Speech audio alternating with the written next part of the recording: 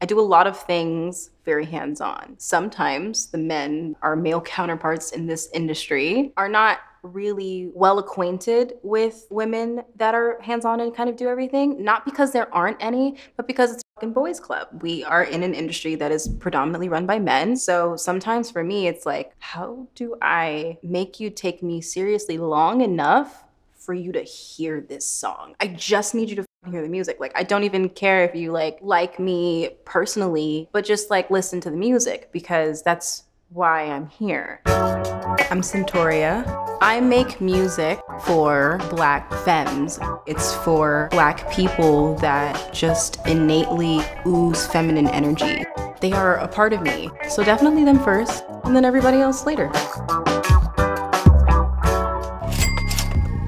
How I got into music, trauma, you know? I literally just was going through the worst pubescent time. My coming of age tale of woe was just really gnarly. I never thought I was gonna do music. The first thing I ever put on SoundCloud was over this J Dilla beat. It's actually kind of funny because it's like super depressing, like lyrically, because I know what it means to me. But when I put it on SoundCloud, everybody was like, this is fucking great! Like, oh my God, you gotta do more. So I was like, great, gonna sell my emotions now.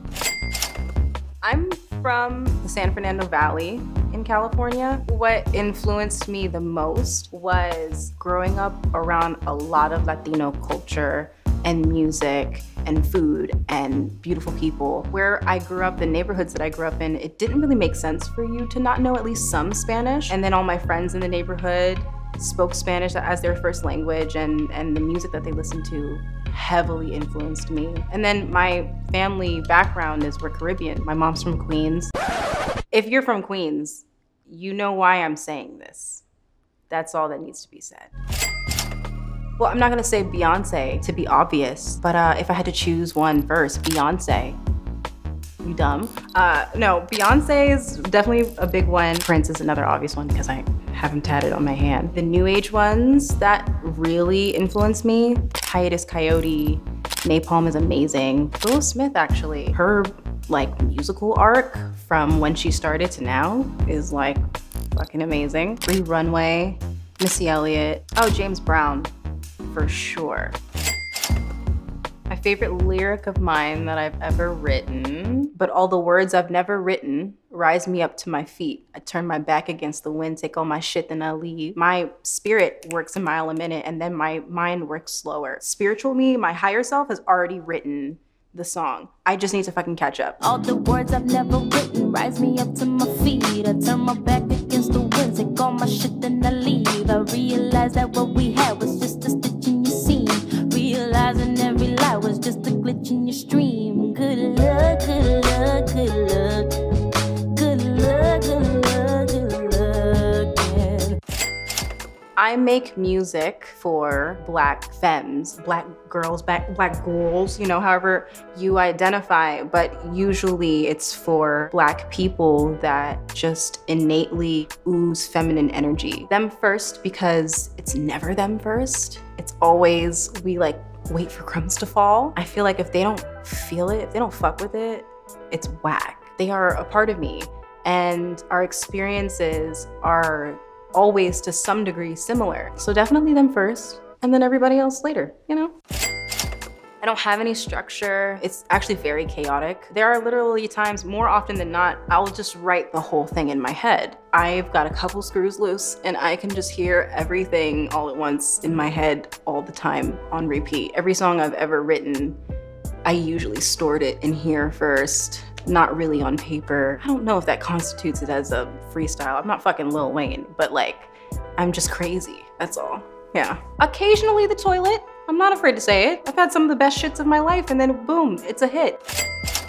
Nothing's ever finished. If it's done to you, it's fucking done. Sometimes people try to coax you out of seeing what you see. It's okay to suggest, but once you see I'm firm on it, don't do it anymore. Especially as a woman, don't fucking do it anymore. I'm good, I'm really okay. I don't need you to mansplain what this needs to sound like. I'm cool. If you can sit and watch someone look at or hear what you just did, and you don't have any like critiques about it in your head while they're listening to it or after, no matter what the reaction is, it's good to go. If you can sit through that, you're good. Because it's really hard to sit in front of people watching something that you just made that in your head, it looks fantastic.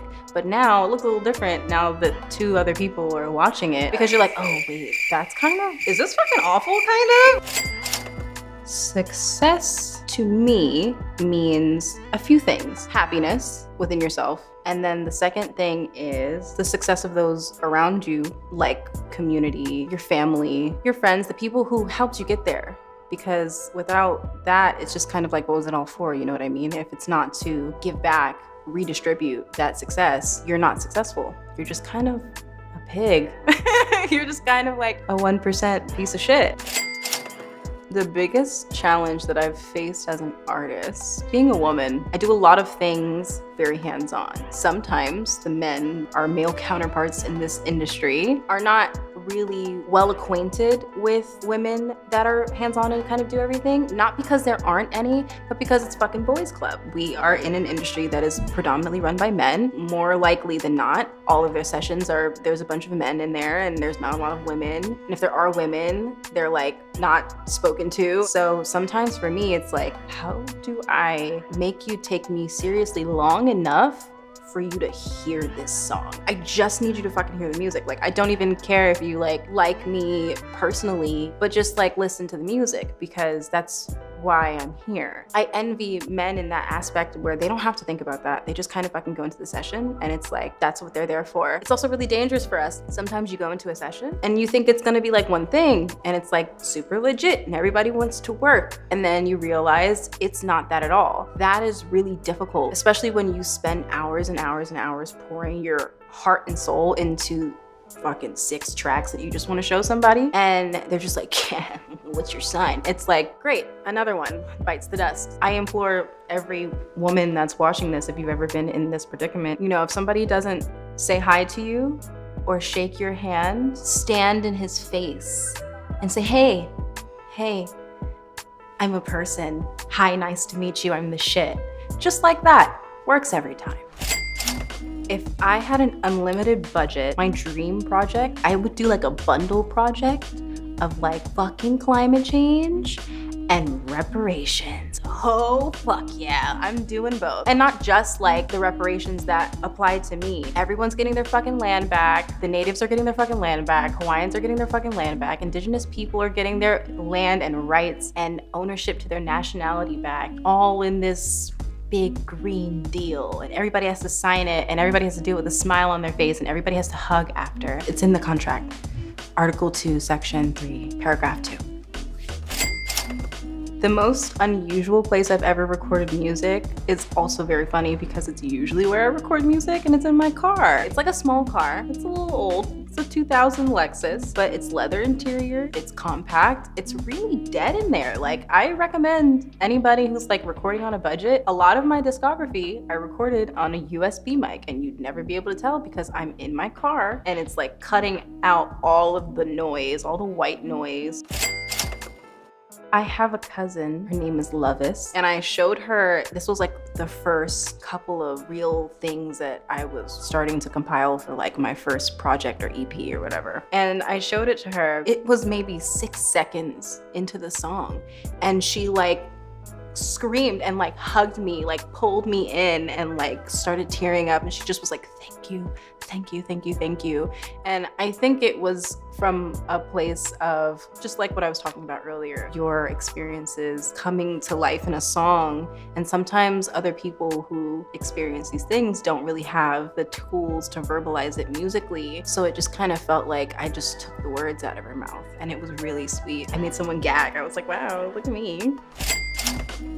I do not dream of labor. I do this because it's not work, it's just who I am. I hate clocking in somewhere. It feels like a part of my soul dies. Like, not to be dramatic, but I wanna die. If I wasn't doing this, I would be on a beach somewhere, perhaps Bora Bora, with my very, very, very wealthy, significantly older husband who just kind of fucking knows the deal. He just fucking gets it. No kids, already tied the tubes, you know? Pina coladas, getting laid in Hawaii, perhaps? I've never been to Hawaii. I would love to go with my fictitious, rich, older husband.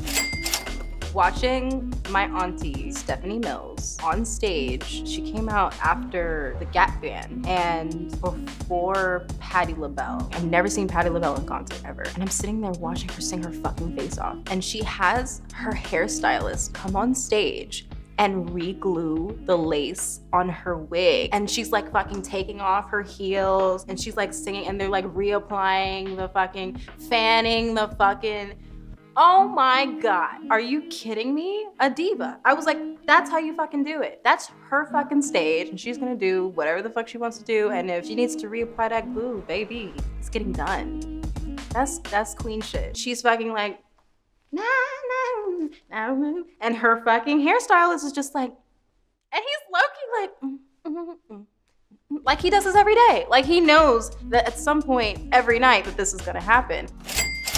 When I'm not working on anything music related, which is very rarely, I read a lot. I like to paint. I'm not good. I'm not good at all, but it's really fun. I love being an auntie. I love bothering my brothers. I have a lot of them. There's a lot to pick from. I like to eat. I eat a lot of food. I can't tell you where it goes. My forehead, perhaps, hence the wig. A motto or mantra that I live by, one is one that my Nana told me. When someone shows you who they are, believe them. The second one is, people will always remember how you made them feel. You don't have to care about what people think of you, and you don't really have to care about how you come off to people, but you should always care how you made someone feel. I feel like that's a weird thing to say in this like generation of like, you know, if you're offended, that's your fucking problem. Because everybody's like, oh yeah, everyone's so sensitive now. And like, it's not that people are fucking sensitive. It's just like now you can see more people give a shit about how other people are made to feel. I mean, somebody got kicked out of Prince's studio because he suggested that he put fucking bass on When Doves Cry. Can you imagine bass on When Doves Cry? It would sound awful. And no one knew it but him. But he had to know that he was fucking Prince and that guy had to get the fuck out of the studio that day, because you're not about to tell me what the song needs if I know that's what it needs.